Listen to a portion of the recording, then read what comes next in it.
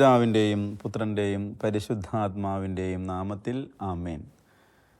വിശുദ്ധ മത്തായി അറിയിച്ച സുവിശേഷം 9-ാം അധ്യായം 36 മുതലുള്ള തിരുവചനങ്ങൾ. ജനക്കൂട്ടങ്ങളെ കണ്ടപ്പോൾ യേശുവിന് അവരുടെ മേൽ അനുകമ്പ തോന്നി. അവർ ഇടയനില്ലാത്ത ആടുകളെപ്പോലെ പരിഭ്രാന്തരും നിസ്സഹായരുമായിരുന്നു. അവൻ ശിഷ്യന്മാരോട് പറഞ്ഞു, വിളവധികം, വേലക്കാരോ ചുരുക്കം. അതിനാൽ തൻ്റെ വിളഭൂമിയിലേക്ക് വേലക്കാരെ അയക്കാൻ വിളവിൻ്റെ നാഥനോട് പ്രാർത്ഥിക്കുവിൻ. സ്നേഹമുള്ളവരെ, യേശു ആരാണെന്നും യേശുവിൻ്റെ മനോഭാവം എന്താണെന്നും ഒരൊറ്റ സ്റ്റേറ്റ്മെൻറ്റോടുകൂടി മത്തായി ശ്ലീഹ എഴുതി വച്ചിരിക്കുക. അവൻ അനുകമ്പ ഉള്ളവനാണ്. ജനക്കൂട്ടത്തെ കണ്ടപ്പോൾ അവന് അനുകമ്പ തോന്നി. രോഷമല്ല, രൗദ്രഭാവമല്ല, അവന് തോന്നിയത് അനുകമ്പയാണ്. ധ്യാനഗുരു ഒരിക്കൽ ഞങ്ങളെ ധ്യാനിപ്പിക്കാൻ വന്ന ഒരു വൈദികൻ പറഞ്ഞ ഒരു സംഭവം പെട്ടെന്ന് ഓർക്കുകയാണ്. ഒരു ട്രെയിൻ യാത്രയാണ് ഇതിവൃത്തം. ഒരുപാട് യാത്രക്കാർ ട്രെയിനിലുണ്ട്. ഒരപ്പനും 2 കുഞ്ഞുങ്ങളും ഈ ട്രെയിനിൽ കയറിയിട്ടുണ്ട്. ഈ അപ്പൻ കുഞ്ഞുങ്ങളുടെ കാര്യത്തിൽ ഒട്ടും ശ്രദ്ധാലുവല്ലാതെ ജനലിലൂടെ പുറമേക്ക് നോക്കി ഇങ്ങനെ ഇരിക്കുകയാണ്.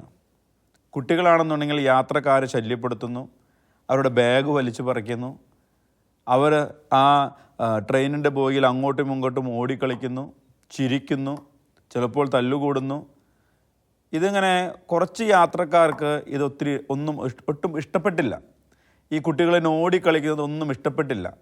അവസാനം ഗതികെട്ട് അതിലൊരു യാത്രക്കാരൻ വളരെ ക്ഷുഭിതനായി ഈ ഇദ്ദേഹത്തോട് ചോദിച്ചു, താങ്കളൊരു അപ്പനാണോ? താങ്കൾ എന്തർത്ഥത്തിലാണ് ഈ മക്കളെ ഇങ്ങനെ അഴിച്ചുവിട്ടിരിക്കുന്നത്? ഇത് ഞങ്ങൾക്കെല്ലാവർക്കും യാത്ര ചെയ്യാനായിട്ട് കുറച്ച് സ്വസ്ഥതയും ശാന്തിയും സമാധാനമൊക്കെ വേണ്ടേ? നിങ്ങൾ നിങ്ങളുടെ ഉത്തരവാദിത്തം നിർവഹിക്കൂ. നിങ്ങളെ മക്കളെ പിടിച്ച് നിങ്ങളുടെ അരികിൽ ഇരുത്തൂ. അപ്പോൾ ഒരു സുബോധത്തിലേക്ക് വന്നാൽ എന്നതുപോലെ ഈ വ്യക്തി ഇവരോട് പറഞ്ഞു, ഈ ശകാരിച്ച വ്യക്തിയോട് പറഞ്ഞു, ക്ഷമിക്കണം, ഞാൻ മക്കളെ ശ്രദ്ധിച്ചില്ല, എന്നോട് ക്ഷമിക്കണം. എന്നിട്ട് ഈ മക്കളെ ചേർത്ത് പിടിച്ച് അയാൾ ഈ മക്കളെ ശാന്തമായിട്ടൊന്ന് ഉറക്കി കിടത്തി. അതിനുശേഷം ഈ ശകാരിച്ച വ്യക്തിയോടും അവിടെ കൂടിയിരുന്ന ഏതാനും ചിലരോട് ഇയാൾ പറഞ്ഞു, എന്നോട് ക്ഷമിക്കണം, എൻ്റെ മാനസികാവസ്ഥ ഒരു പ്രത്യേക അവസ്ഥയിലൂടെയാണ് ഞാൻ കടന്നു പോകുന്നത്. ഈ മക്കളുടെ അമ്മ മരണപ്പെട്ടു.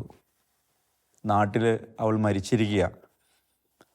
അപ്പോൾ പെട്ടെന്ന് നാട്ടിലേക്ക് പോകേണ്ട ഒരവസ്ഥ വന്നപ്പോൾ ഈ ട്രെയിനിൽ കയറി കിട്ടിയ തത്കാല ടിക്കറ്റ് എടുത്ത് ഇങ്ങനെ യാത്ര തിരിക്കുകയാണ്.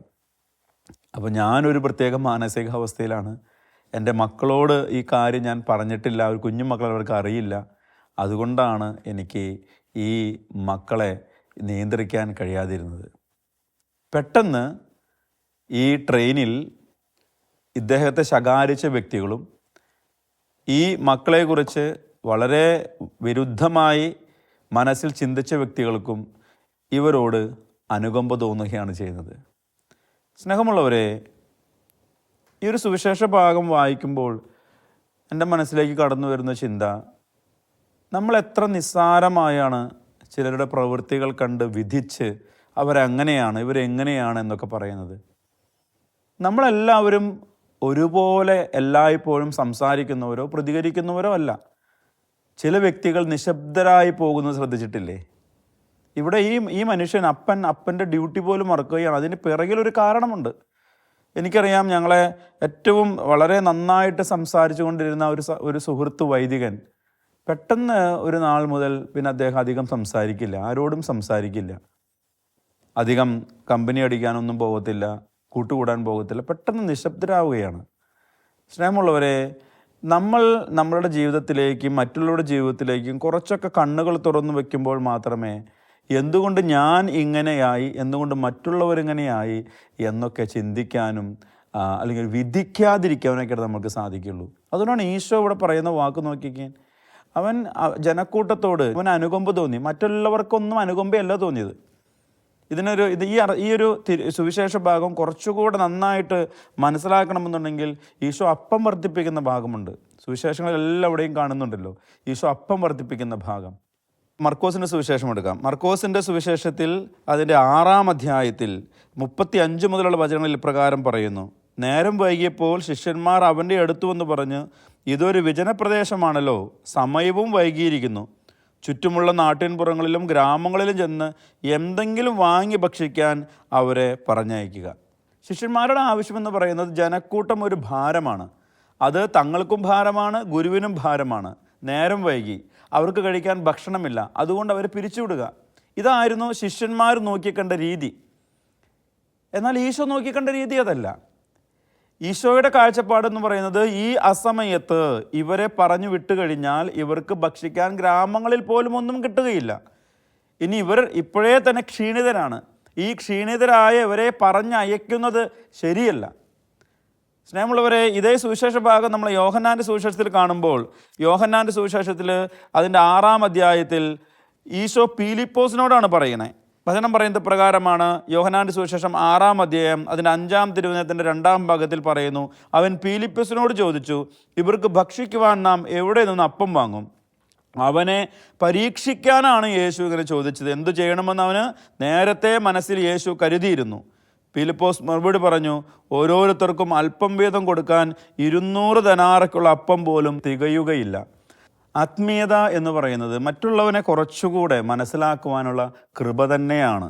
സ്നേഹമുള്ളവരെ, ഞാനാണെങ്കിൽ എൻ്റെ സന്യാസ ജീവിതം, എന്നെ ശ്രവിക്കുന്നവർ പുരോഹിതരുണ്ടാകാം, സമർപ്പിതരുണ്ടാകാം, കുടുംബ ജീവിതം നയിക്കുന്നവരുണ്ടാകാം. ഒരുപക്ഷെ നമ്മുടെ ജീവിതത്തിൽ ഏറ്റവും സ്നേഹപൂർവ്വം വ്യവഹരിച്ചവർ പലരും ചില സാഹചര്യങ്ങളിൽ എന്തുകൊണ്ടാണ് ഒട്ടും നമുക്ക് താല്പര്യമില്ലാത്ത രീതിയിൽ പെരുമാറുന്നത്?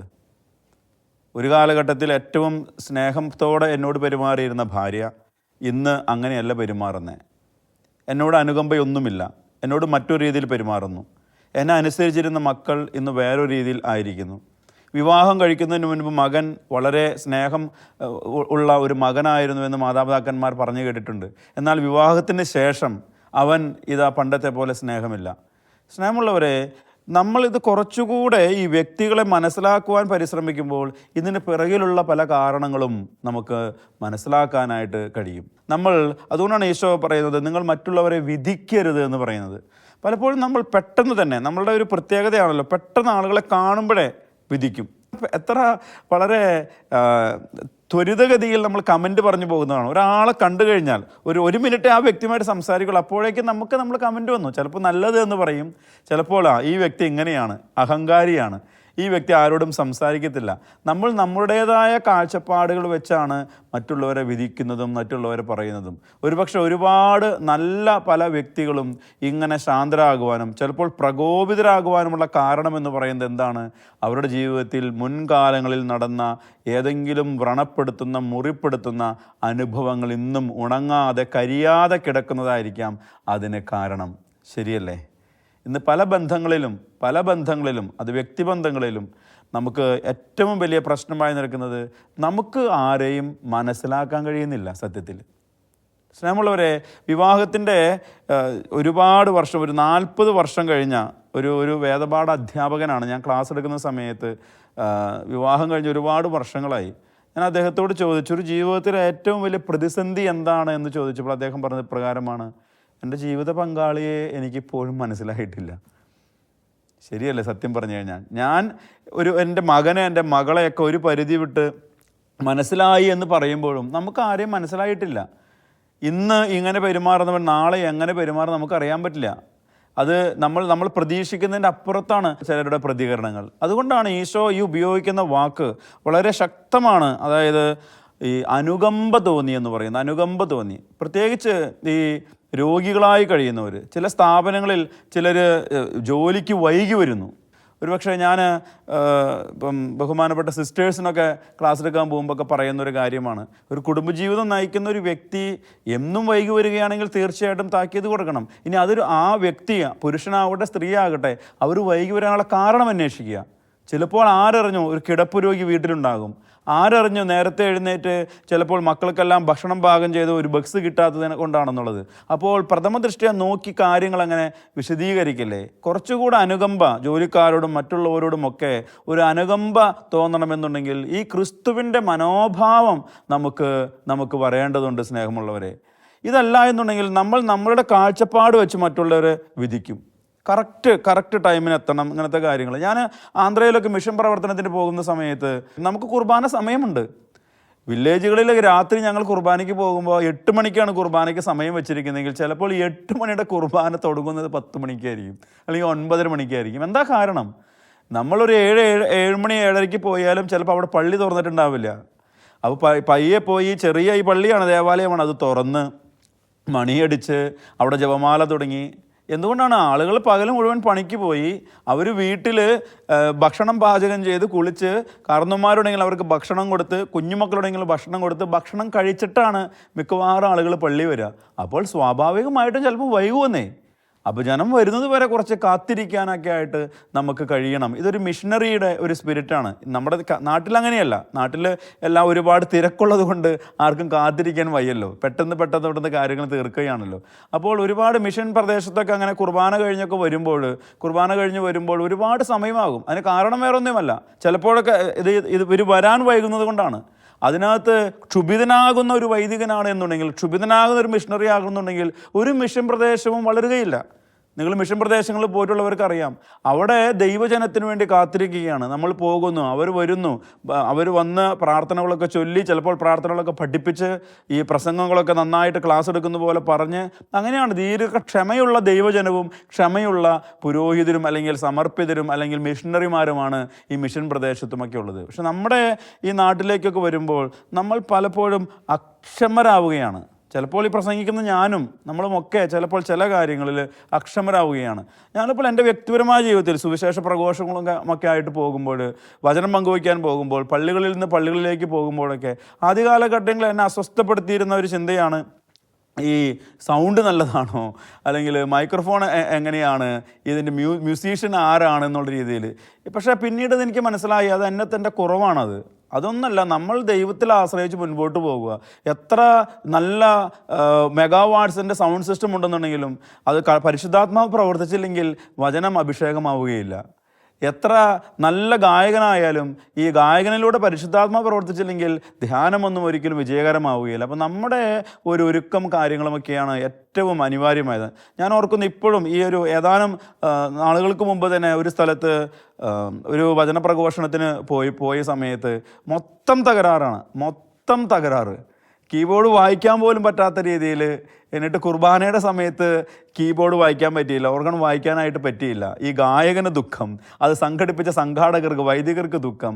പക്ഷെ എന്തുകൊണ്ടോ ദൈവം നൽകിയൊരു കൃപ എന്ന് പറയുന്നത് വളരെ ശാന്തമായി ഇതിനോട് പ്രതികരിച്ച്, മ്യൂസിക് ഇല്ലാതെ കുർബാന ചൊല്ലി കാര്യങ്ങൾ വചനം നന്നായിട്ട് പങ്കുവെച്ച് കഴിഞ്ഞപ്പോൾ ഈ കീബോർഡിസ്റ്റ് തന്നെ വരിക, അച്ഛൻ എനിക്ക് പേടിയായിരുന്നു, പക്ഷേ അച്ഛൻ ഇങ്ങനെ പ്രതികരിച്ച് കഴിഞ്ഞപ്പോൾ എനിക്ക് വളരെ സന്തോഷമായി.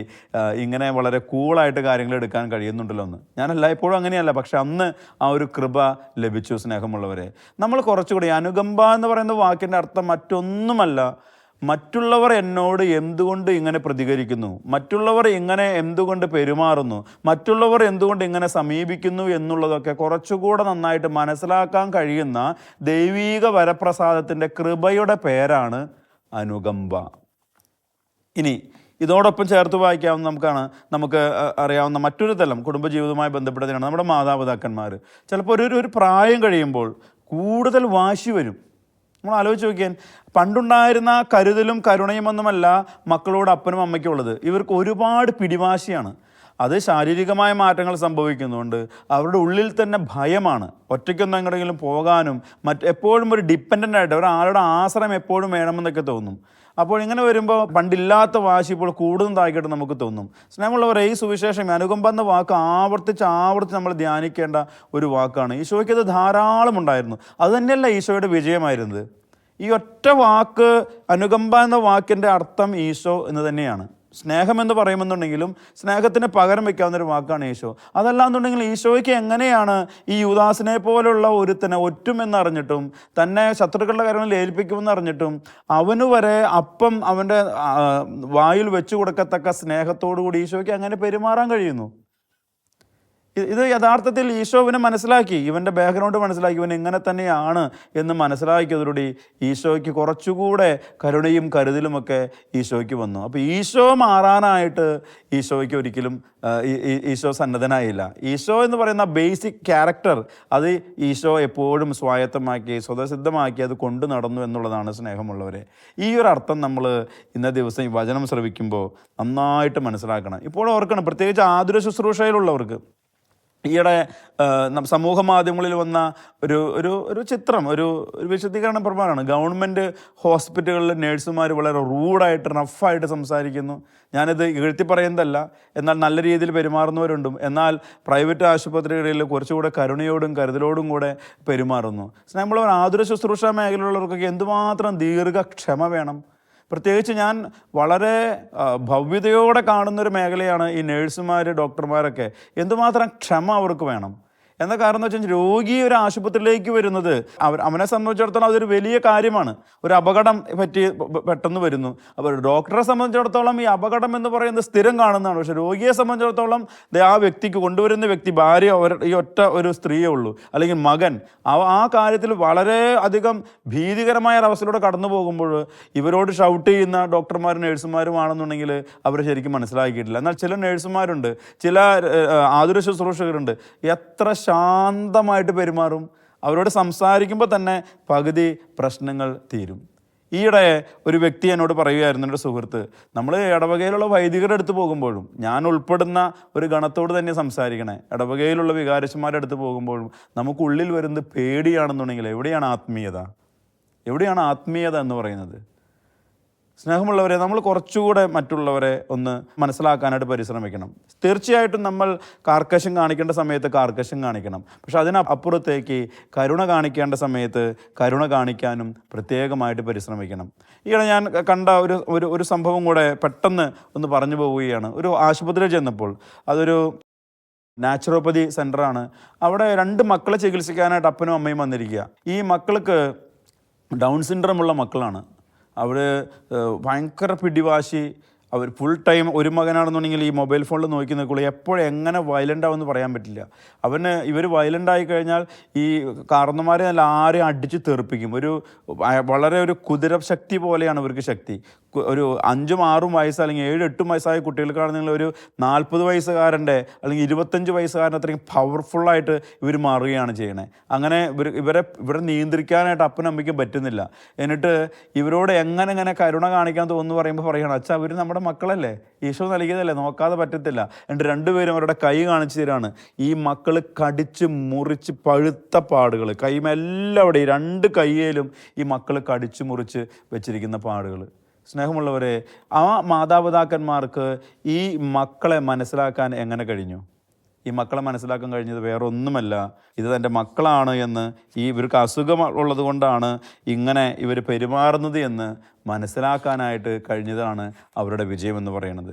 അപ്പോൾ അനുകമ്പ എന്ന് പറയുന്നത് മറ്റൊന്നുമല്ല, ഇവരെ, നമ്മളെ കൂടെയുള്ളവരെ കുറച്ചുകൂടെ മനസ്സിലാക്കാനുള്ള ദൈവകൃപയുടെ പേരാണ് അനുകമ്പ.